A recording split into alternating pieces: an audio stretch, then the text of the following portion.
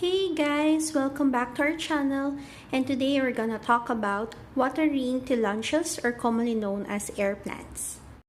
I got no rules, I count 'em.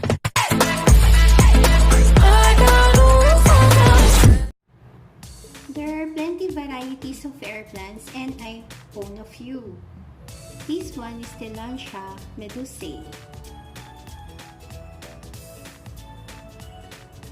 These are Tillandsias ionantha.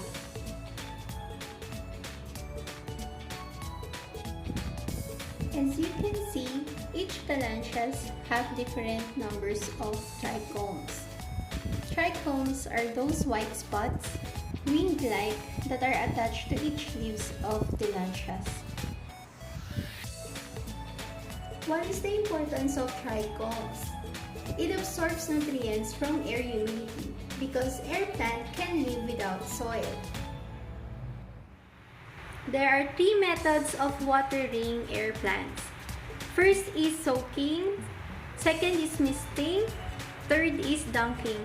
And today I'm gonna teach you how to do the first method, which is soaking. So what we need right now is a basin, a large basin, and water.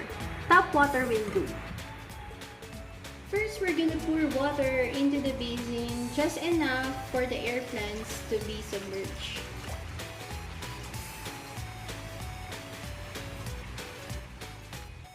Now it's bath time!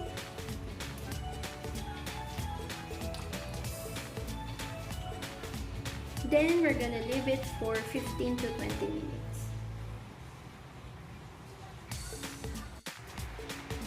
After 20 minutes, bathing time is over and we need to take them out of the water, and it's very important to dry them out thoroughly. For this one, you can put it downside. For the water to drain out, you can also pat them in a towel. Tada! Thank you for watching. Please like and subscribe, and don't forget to tap the bell icon in order to be updated on our next video.